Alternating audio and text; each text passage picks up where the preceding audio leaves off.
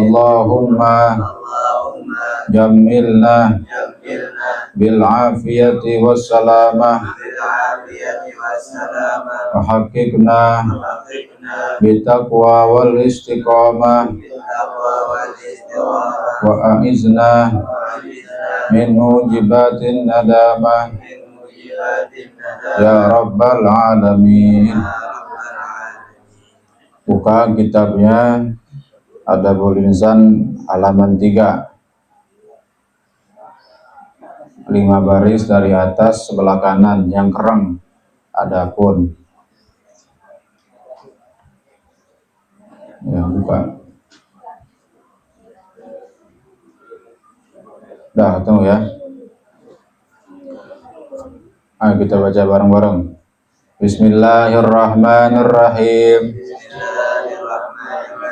Adapun yang segala kejahatan atas diri, yaitu 5 perkara. Pertama, segala kesakitan atas badan. Ya, kemarin kita udah membahas berapa tuh kemarin? 4 ya. 4 perkara yang dapat ya menjadikan diri kita menjadi baik atau memberikan keberuntungan kepada diri kita ya. Di antaranya adalah makan sesuatu yang halal kemarin ya. Keuntungan harta, kesenangan badan, kesenangan hati, kebaikan nama pada orang-orang baik. Itu dikatakan manakala seseorang ya bisa memperoleh 4 itu, maka sama saja ia telah melakukan kebaikan kepada dirinya. Latin jangan bercanda, latin kita punya, jangan bercanda. Dan sekarang ada 5 perkara yang dapat menyakiti ya atau merugikan diri kita. Ngerti gak rugi? Ngerti rugi apa? Rugi ya penyesalan ya, penyesalan menyakiti diri. Ada 5. Pertama adalah segala kesakitan atas badan atau membuat kerusakan pada badan. Sedangkan Allah Subhanahu wa taala berfirman dalam Quran, apa kata Allah? Wala tulqu aydikum ila tahlukah, dan janganlah kamu melemparkan diri kamu kepada kebinasaan. Ya, itu namanya kebinasaan. Jadi yang namanya merusak badan itu ada 2 macamnya nih ya, secara global umum. Ada yang secara langsung tersurat, ada yang tidak secara langsung tersirat. Tersuratnya apa? Secara langsungnya apa? Ya, kita dapat merusak diri kita sendiri, ini badan, manakala ya. Makanya dalam syariat itu dikenal dengan al-kulliyatul khamsah. Ya, 5 pondasi dalam bersyariat. Di antaranya namanya disebut hifzun nafsi. Apa namanya? Hifzun nafsi, memelihara jiwa. Di antara jiwa kita adalah badan kita ya. Jadi kita nggak boleh dalam diri kita kepada orang lain itu yang namanya mencelakakan orang lain atau diri kita sendiri. Itu namanya hifzun nafsi. Manakala orang melanggar yang disebut dengan hifzun nafsi tadi akan mendapat hukuman. Ada hudud ya, itu banyak. Di antaranya apa yang dapat melanggar hifzun nafsi itu ya kepada diri kita nih jatuhnya ya, kembalinya efek negatifnya adalah membunuh orang. Apa namanya? Membunuh orang. Dalam Islam itu dikenal dengan namanya kisos. Apa namanya? Hukuman yang setimpal. Manakala ada orang membunuh satu orang lain, maka orang yang membunuh kalau bunuh sengaja itu wajib bunuh lagi ya. Jadi kalau apa namanya itu syariat kisos dipakai di negeri kita Indonesia, saya nggak ada tuh yang namanya orang bunuh-bunuh sekarang di sosmed. Pada takut ya, kalau dibunuh ntar dia dibunuh balik. Itu namanya membuat kerusakan kepada diri. Kalau yang pertama nih bukan kerusakan lagi nih mah, ini udah mati langsung ya, langsung mati. Itu namanya membunuh orang. Yang kedua adalah mencuri. Ya, ini selain merugikan orang lain juga merugikan diri kita sendiri. Ini saya ngomong bicara konteksnya kalau kita emang ya sebuah negara yang menggunakan syariat Islam sebagai aturan undang-undangnya, hukumnya. Negara Arab itu masih pakai itu Arab Saudi. Tadi apa? Nyuri atau nyolong.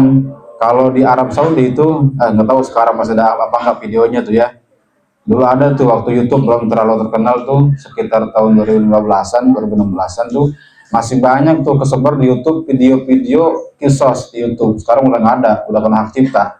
Dulu masih ada video orang di kisos, di Algojo, ya, orangnya ditebas tuh lehernya, masih ada dulu. Terus video tangan orang dipotong, 2 tangan dipotong, masih ada dulu di YouTube. Waktu belum ada YouTuber itulah pokoknya, gitu ya. Jadi kalau ada orang mencuri, yang kita contoh yang kita ya, yang kita nih, waliyahzubillah, yang kita nyolong. Misalkan ada orang A nyolong ya, nyolong barangnya B. Yang pertama, mafsadatnya, kerusakannya adalah merugikan si B karena barangnya dicolong. Yang kedua juga menimbulkan dampak itu negatif kepada si A, si pencuri, karena dia bakal dihukum. Apa hukumannya? Potong tangan. Itu kan irsyad namanya. Merusak diri, membinasakan diri. Banyak lah ya kezuliman ya. Itu dua contoh diantaranya yang dapat merusak diri kita atau membinasakan secara langsung. Yang kedua tadi ada secara tidak langsung atau tersirat.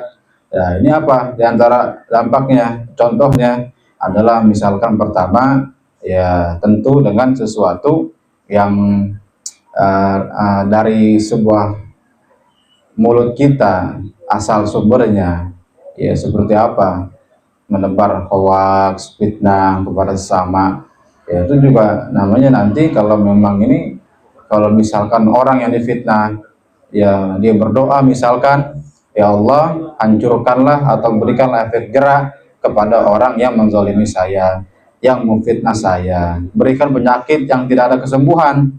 Allah kabul tuh doanya, karena doa orang yang dizalimi itu adalah terkabul ya. Kalau Allah kabulin, maka orang yang tadi memfitnah dia bakalan terkena penyakit yang nggak ada obatnya. Itu bisa terjadi. Itu namanya juga yang namanya disebut merusak badan.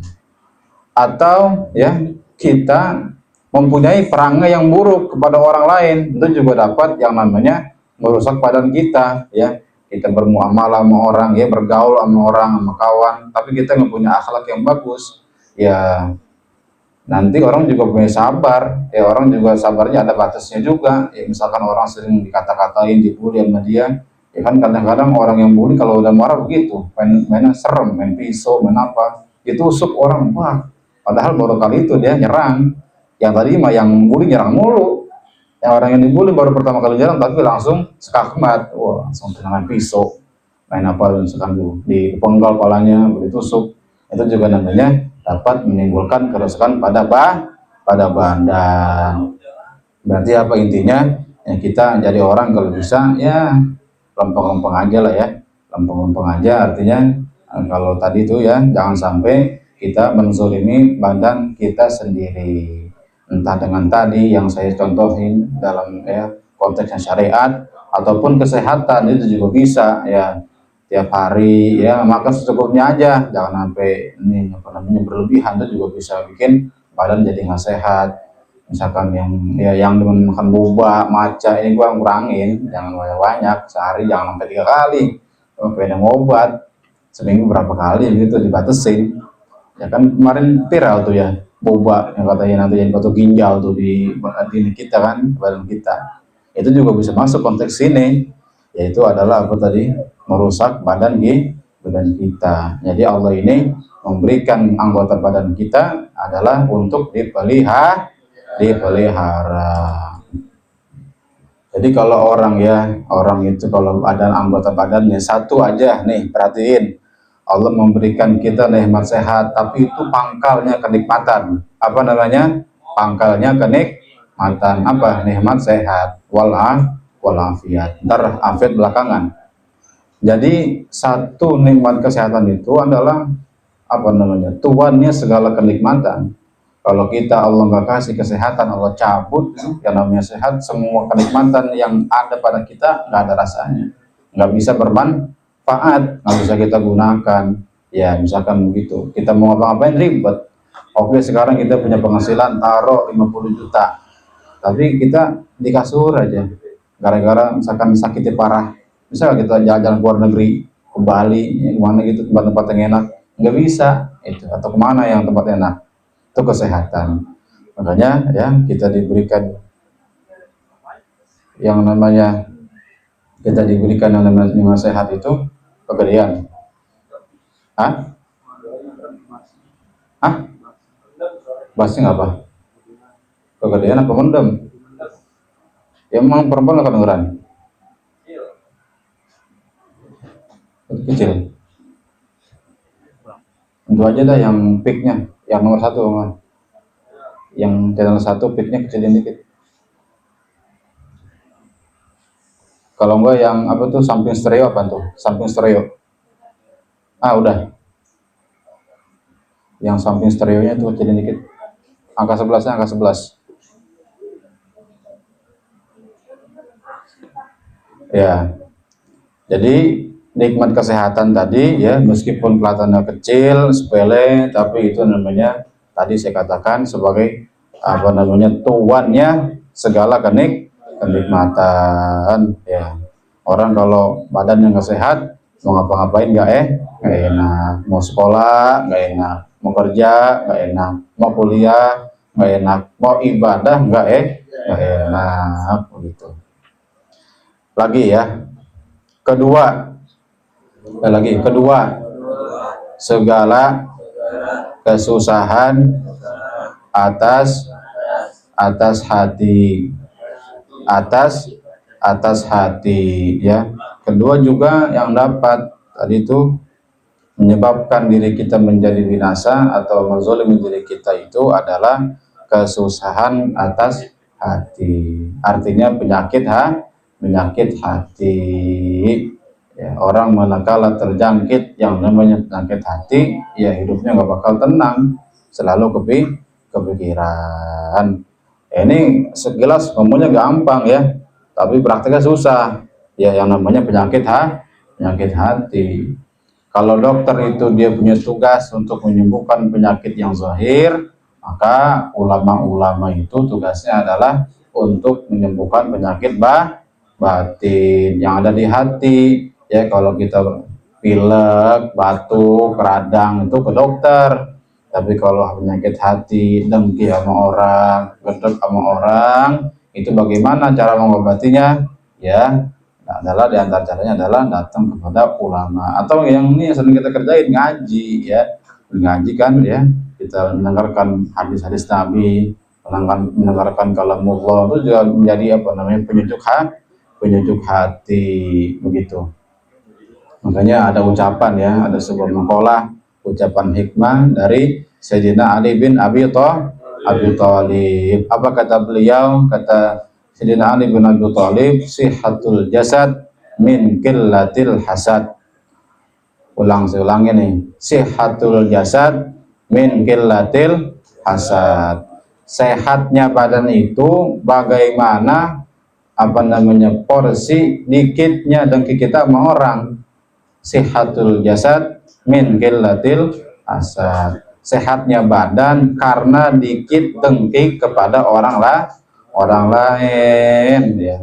Jadi kalau kita gampang dengki sama orang, artinya kita nggak rela manakala orang lain mendapatkan kenikmatan, itu dengki namanya.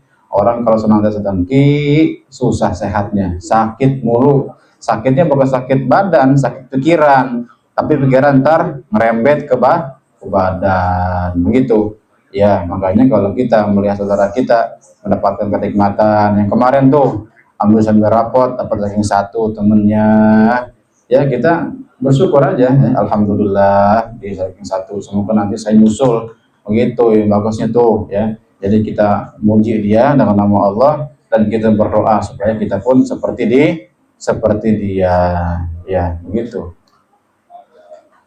Ketiga,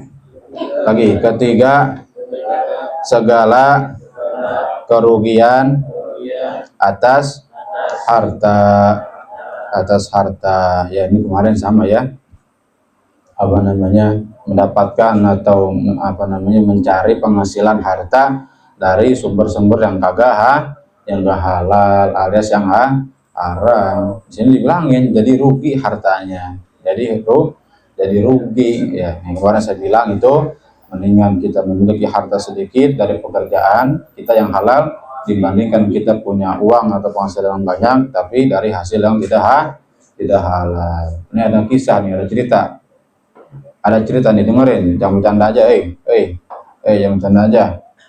Ini ada cerita nih ya, cerita tentang sahabat Abu Bakar As-Siddiq. Ini cerita bagaimana perhatian beliau terhadap yang namanya harta. Sahabat Abu Bakar itu orang kaya, orang miskin. Tanya nih, Abu Bakar itu orang kaya, orang miskin? Orang kaya. Jadi sahabat Abu Bakar ini adalah orang yang kaya. Ya, kayaknya sebelum Islam kaya, masuk Islam juga kaya. Ya. Bukan berarti kayaknya sebelum Islam kaya, masuk Islam miskin, enggak. Jadi sebelum Islam dia orang kaya, masuk Islam juga orang kaya. Ini kisahnya sahabat Abu Bakar As-Siddiq. Ini saya mau ceritain tentang bagaimana perhatian beliau terhadap harta yang halal. Jadi beliau itu sahabat Sayyidina Abu Bakar As-Siddiq punya pembantu ya, punya pembantu yang biasa mengeluarkan pajak ya, yang biasa mengeluarkan pajak untuk beliau nih ya, untuk Abu Bakar As-Siddiq. Dulu nih udah berlaku hukum pajak nih ya, ini masa khalifah nih, bukan masa kenabian nih, masa setelahnya. Jadi Abu Bakar itu punya seorang budak yang biasa mengeluarkan pajak beliau kepada negara, ya beliau seorang pemimpin waktu itu, Amirul Mukminin, khalifah. Beliau ngeluarin pajak juga ya, ngeluarin pajak.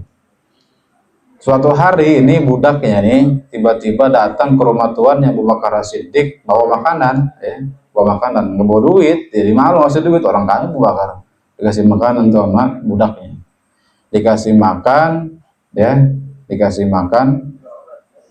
akhirnya ya dimakan itu makanan ya, dimakan tuh makanan sama siapa tadi, sama Abu Bakar As-Siddiq. Akhirnya nanya tuh pembantunya, tadi apa namanya, budaknya kepada Abu Bakar, ya Abu Bakar, emang kamu tahu tadi apa yang kamu makan? Kata itu siapa? Kata budaknya. Kata Abu Bakar, saya nggak tahu, saya makan aja, kan kau kasih tadi, kau berikan, saya makan aja, gitu. Atau siapa? Kata Abu Bakar. Ternyata pembantunya atau budaknya ini dulu mantan dukun. Mantan apa?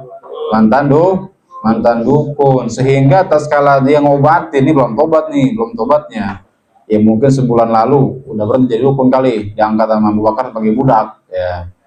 Ini sahabat tadi, budaknya dulu pas ngobatin dikasih hadiah tuh makanan ya, kali korma gitu kan, korma tahan lama ya, dikasih makanan pokoknya tuh sama pasiennya. Nih saya kasih hadiah tuh kepada budaknya Abu Bakar yang tadi dukun, dikasih kepada Abu Bakar tadi untuk pemberian pasiennya. Jadi kata budaknya, Abu Bakar, ini adalah makanan hasil saya dulu pas masih jadi dukun. Tuh dikasih ke Abu Bakar. Apa yang dilakukan Abu Bakar itu? Ya, dia ngerogoh, masukin tangannya kepada mulutnya supaya muntah tuh makanan yang tadi ditelan. Dimasukin semua tangannya ke mulutnya, dirogoh-rogoh supaya muntah, supaya yang tadi dia makan keluar. Itu hampir segitunya tuh yang namanya sahabat Sayyidina Abu Bakar. Dia yang namanya memakan harta-harta yang gak halal, sehingga dia tadi ngerogoh sampai keluar, begitu ya. Jadi kerugian harta itu kemarin adalah dari sumber penghasilan yang tidak halal. Terus keempat, terpaksa atas salah suatu 3 perkara ini. Kelima, kebusukan nama, maka 5 perkara kejahatan ini datangnya dari sebab melanggar pertegahan agama atau melanggar pertegahan adat, dari karena kurang pikiran. Dikatain tuh sama Usman, kurang pikiran yang baik, sebab tiada dapat ajaran yang baik, atau dari karena bercampur pada orang-orang yang jahat hingga ia menurut kelakuan jahat. Ya, ini apa namanya, hasil yang dihasilkan tatkala orang itu salah bergaul.